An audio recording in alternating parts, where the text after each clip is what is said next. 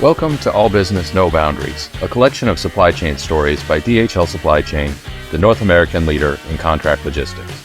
I'm your host, Will Haywood. This is a place for in-depth discussions on the supply chain challenges keeping you up at night. We're breaking beyond the boundaries that are limiting your supply chain. Today's episode is, It's a Marathon, Not a Sprint, ensuring your supply chain can go the distance. Our guests are Robert Lindstrom, Director of Logistics at Glanbia, and Tom Kimball, Senior Director of Business Development at DHL Supply Chain. Let's dive in. Okay, great. Well, thanks to both of you for being here today. Been looking forward to the discussion. I wondered if we could start by asking you to introduce yourselves, your role and the organization you work for and how long you've been there. So Robert, let's go with you first. That's great. Thanks, Will. My name is Robert Lindstrom. I am the Director of Logistics at Glanbia Performance Nutrition. We are industry-leading health and wellness provider in the food and beverage space. I have been with Glanbia now for a little over 5.5 years, coming through our logistics group here with distribution. Now have responsibilities for transportation as well. So thanks for having me.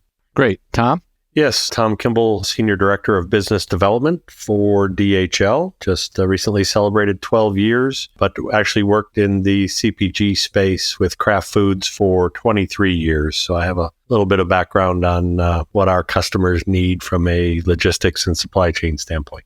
Good. Well, like I said, welcome to you both. Robert, I don't know that Glanbia is a brand that everybody recognizes, so I wondered if you could tell us a little bit about the company and some of the products that you offer.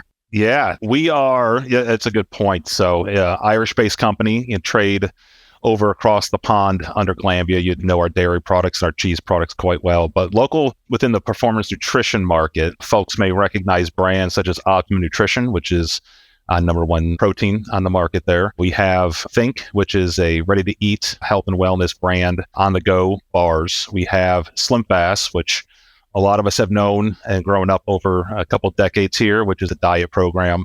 Also support Amazing Grass, which is my personal favorite, the green superfood. So a lot of vegetables and vitamins all into an organic green mix here. So about a $2 billion, give or take, kind of a global cap here. Pretty big in the U.S., number one globally, big presence in Brazil, India, China, all regions that health and wellness can be found in, very emerging markets. Got it. And you guys are based up in Chicago? Yes. Globally, headquarters is in Ireland, and then our U.S.-based headquarters is in Downers Grove, which is about 15 miles outside Chicago. We have our Aurora plant, one of the largest powder-producing plants in the world, where we control all of that powder production in Aurora. And then our facility with DHL in North Aurora, maybe about 15 minutes away, right down the road here. So it's nice that we have all of our corporate and all of our field roles all within about a 20-minute radius of each other. I find myself in and out of the offices, out of the fields a lot, which is really nice. Get to have eyes and ears on all the operations. Got it. And you had a background in foods as well, right? I did, yeah. Tom referenced his time at Kraft Foods. I did about 10 years there, various roles within customer service, did client services, which is a lot of project management work in a transformation space. It was a lot of fun back there, and it's carried through. I think a lot of folks that kind of grew up in that space in the last 30 years just recognize the talent and the pipeline that comes out of there. So a lot of network connections, such as Tom with DHL, has led us to where we're at today. Great. So Tom, could you describe the relationship between DHL and Glanbia? Certainly. It started, again, with a need from Glanbia's standpoint. The building was absolutely full and running on an SAP instance that was actually tied to the warehouse. So in early discussions, we talked about what we do as a service offering around buildings and around WMS and bundled services, whether it's spotting or e-com. So there was actually an RFP that Glanbia had put out to the street to find a new partner versus trying to build it all internally, I think, as Al described it. And Robert, there was a strong recognition that they could try and muscle through it and do it themselves, but it would take much longer.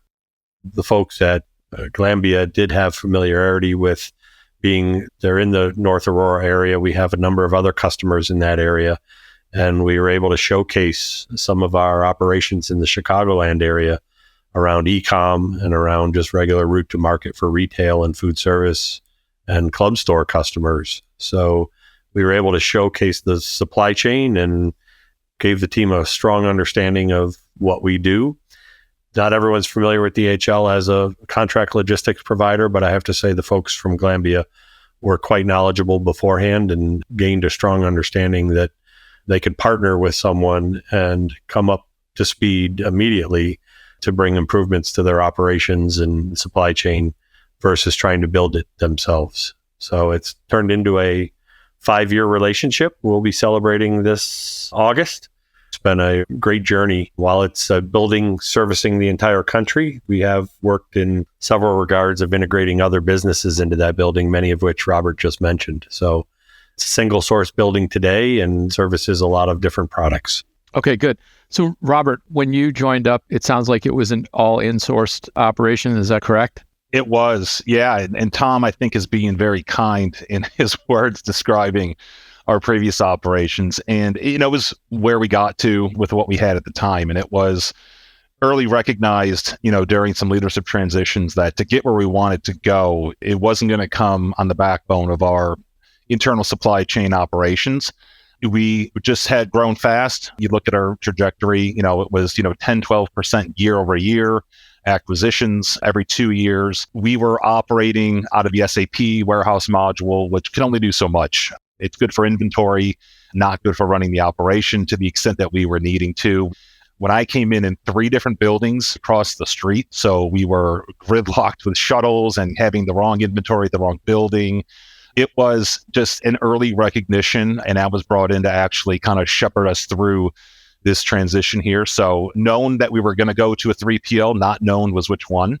It was definitely a very strategic intent. And we knew as we were kind of going through the strategy and kind of outlaying options here quickly, whether it's equipment, whether it's IT, whether it's, talent and just general supply chain knowledge, that we would just kind of weren't fit for purpose in our old buildings, as well as it would taken us too long to do that internally. So at that point, I think it was a quick pivot to kind of the RFP process and understand what providers were out there to help get us to that next step. And it wasn't just even about servicing the business. It was about, our strat plans and our vision plans and growth in e-com, growth in repack and kind of displays. We were going through channel shifts. So traditionally, our products that you may have bought were at a GNC or a vitamin shop. It was shifting to Amazon and Costco and Walmart. So there was just now an expectation that the bar was getting raised in terms of service, both, as from a traditional on time and in full perspective, but just what we needed to do to further some of these relationships, we just couldn't do ourselves. So I think the early recognition of that and the timing of it was, spot on when we made the move here. It was a journey that we were prepared for, and we were looking for a partner that was going to be with us for the long term as well. Yeah. So I'm interested in this concept of first-time outsourcing because I know lots of folks across the industry think about it, and folks who are insourcers. Were there doubts within Glanbia about doing that? And if so, what were they? Yeah, absolutely. Biggest piece of it, I think, was they can't do what we know, and how do you take all that institutional knowledge and transition it to a new team, new systems, new providers? That was a big leap of faith. And as we went through that outsourcing assessment, that was such a big factor of why we landed with DHL. So you think about the labor in the market, definitely the king in the backyard that, we were fighting for the same forklift drivers or talent in the market. We were concerned about that. Could DHL then follow through on that? Or could our next 3PL follow through on sourcing all that? We got it done and we didn't maybe do it right, but, we got it out the door and it worked to a lesser extent. Changing to people that just didn't know the business. That was just the constant reoccurring conversation. And I think Tom led off with the fact that not only were we able to procure a 5-year agreement, but we actually kind of had a precursor agreement where we brought in who was going to be our general manager and a handful of DHL folks to kind of assess and be able to learn those. One of the biggest ahas during the process was understanding the process. So at that time, I was in the business here for about 6 months, and you ask a lot of questions, and there's just an inherent thought that we do it well or that we know how we do it. And then when you get under the hood and you really ask some probing questions, the bad habits and inconsistencies have become the norm. So it was really important that not only we find the right partner, but that they come in with us prior to see the old world, see how that institutional knowledge is transferring into the operation with the intent that with the knowledge, the know-how, the enhanced equipment, the better IT resources, you guys can take that and make it better for us, which needless to say happened time and time again here. So it was, say, a leap of faith internally for the folks that came up through the organization. I came in at a time where I was very fortunate to have a lot of leadership that was coming from big CPG that knew what good looked like. So we knew there was going to be growing pains. We knew there was going to be a lot of skeletons that were going to be found in the closets when we started really dipping into like the guts of the operation and really understanding how we got it done. But I think quickly through the startup, it was very apparent that it was not only the right choice, kind of in the short term here, but all those other steps that we made to kind of get the team on the floor and see the way that was done, I think built that trust beforehand, because now we had earlier working relationships, people that were now familiar names on a call or whatever the case may have been. We got a little bit of a jump start with the teams that do the work, with the employees that we were looking to retain. That was a big retention strategy of ours. So I think we quickly dulled any of those concerns that were just subjective. Folks hadn't really been, through the weeds on these kind of transitions before or dealt with a world-class provider that we had a lot of confidence in. So yeah, we had to kind of convince some of them, like, you just got to trust us and come along for the ride. And now they're the same ones banging on my door asking, what could we do next with DHL? So startups are time when the rubber meets the road, right? Tom, you've been through a number in your career and obviously with Glanbia. I wonder if you could talk from a 3PL perspective of how do you think about startups? And then I'll come back to Robert and see, what did that feel like to go through that? Sure. So with any opportunity like this, we do our due diligence around startup and ramp up. They're real dollars, so we get challenged a lot. That it seems like a lot of money sometimes, but this is very important to having that clean cutover. And Robert mentioned it. I don't think he gave it enough recognition. We literally supplemented a workforce for their forklift operators with a general manager and brought folks in for 90 days into their building before the new building was even ready. So there was a number of prep work that was going on with the new operation. But to his point, we had folks working under our direction, but alongside their employees, learning a system that eventually was going to go away. But what they were able to learn was the process and the products and the handling types, right? And any customer nuances that were going to happen. So that really helped when we went to the new building. But Robert also mentioned about a labor takeover, which, being the fact that we're so close within the Aurora and North Aurora area, we sat down with our HR team and the Glanbia HR folks and went through a whole discussion around red circling and wage differentials, where DHL's wages would be for that area of the city, and put together a strong plan that transition. And we ended up retaining the right folks and the folks that wanted to stay and work. There was folks that probably wanted to stay with Glanbia and made a shift to move back into the manufacturing facility. But the ones who enjoy working in an environment joined us, joined the DHL team, came on with the new building. And I think it's a strong endorsement to understand that that general manager we put in there for that 90-day period is still working 5 years later now on the account, along with some of the resources that support the account. So our director of operations, some of the folks in the offices and the taskers have been there from day one and continue to operate the operation with Robert. And he sees those same folks every day and when he's working in the building. And it's just a testament to a good plan that was executed and continues to evolve into a really strong supply chain. Good. Yeah. So Robert, how did it feel to you?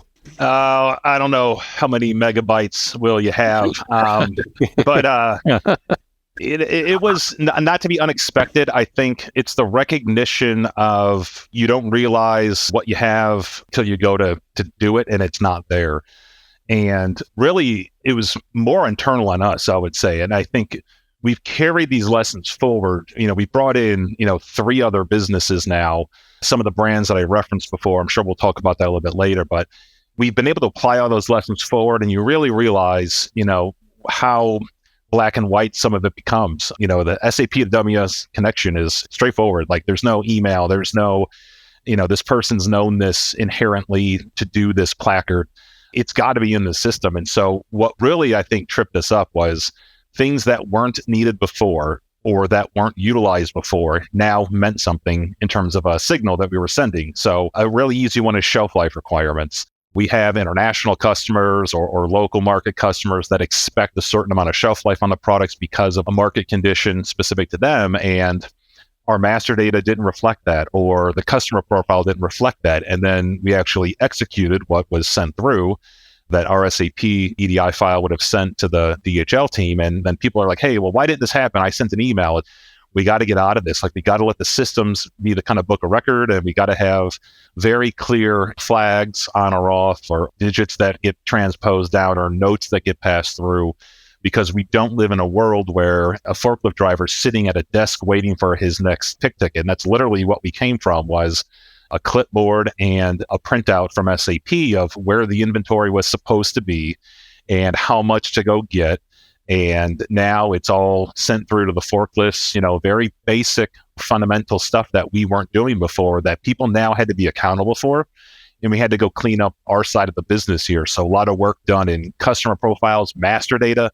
Can't even tell you, for folks that are looking at this, you got to really look at what you're using your ERP for and its intent, and making sure that it's accurate, because it's a garbage in, garbage out type mentality. And no one would know that it was wrong until you get a complaint from a customer. And we had a lot of those. And I would say a lot of that was self-inflicted, and the ones that were different loading practices or something else may have gotten missed in kind of startup. It was pretty hectic. We were tearing down one building, putting in the rack in the new building.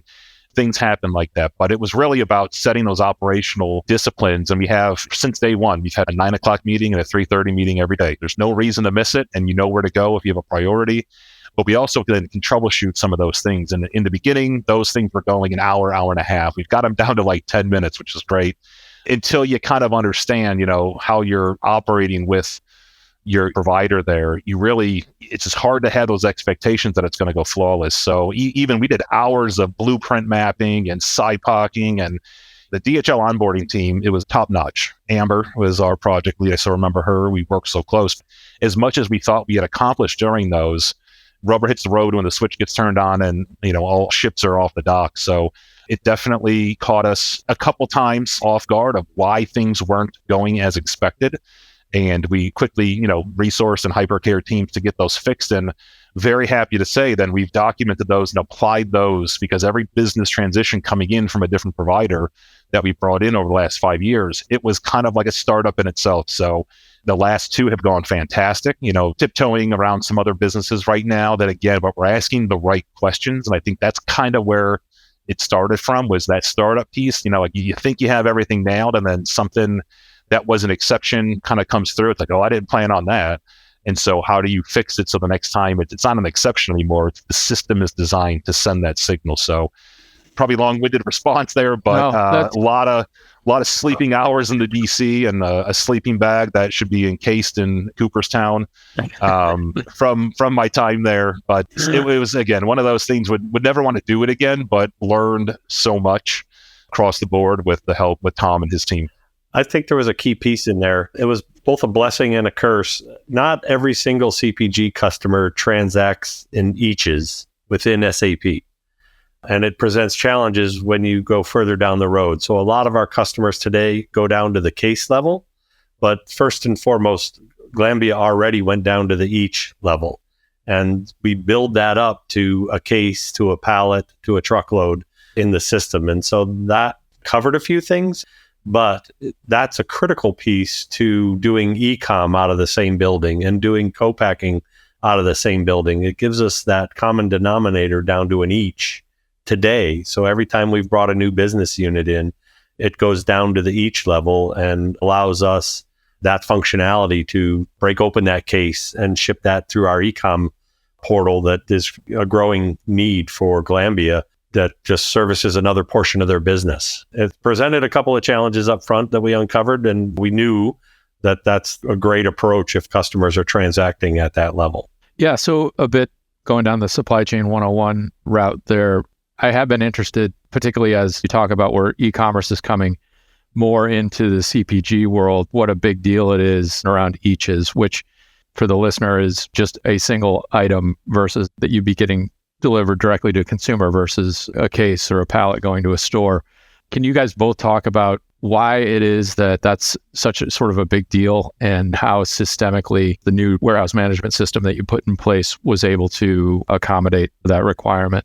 Yeah, I can take that first, Tom, and you may have a perspective on the back end, but like most companies, we were talking 2018, we had a strategic pillar of grow e-com, and I think that's such an ambiguous thought back then. But we have a website that's consumer facing, that we want the interaction, we want that experience to be good.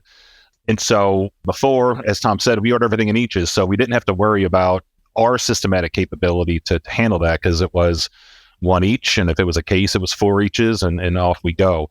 As we had to design the work systematically, Tom kind of spoke about the units of measure and the hierarchies that had to be kind of reconstructed so that it all flowed. But one thing that I was really happy that we decided to do was we kind of, although it's the same transaction in SAP, we built flags based on the customer numbers, is maybe a simple way to kind of put it, that would indicate that if this is a website order, it kind of goes down Avenue 2. If it's a retail or B2B order, it goes down Rev Stream 1.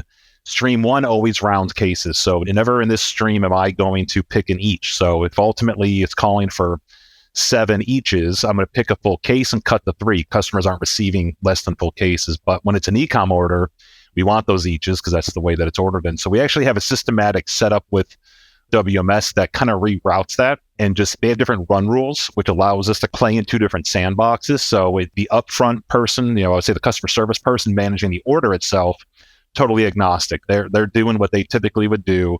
And we designed by intent, allowing then the WMS to pick up that indicator and then do the thinking for us. So we really have no train tracks that kind of cross in that space. And as we brought in other businesses, we've had to then redefine what do we want that business to be able to do. And historically, maybe this did ship eaches to a retail DC, which was beside me that we would even think about doing that. But things were different, right? Smaller, different times, different capabilities. So we then have kind of standardized the expectation now. But first we had to get the system to follow those instructions too. So really happy that we've been able to solve that. And, just what it's done for our business is just turbocharged the output. So if you think about at our old DC, like I said, working off of duct tape and spit, we were doing like 120 e-com orders a day on 2 shifts. Demand wasn't that high. This is pre-COVID, so it's not like e-com was this raging inferno that it became during 20. But we knew we had to get better if we wanted to do that. And as you sit here today, we're knocking out thousands of orders on one shift. And questions always come back strategically is, well, how many can you do? And the real question is, how high do you want to go?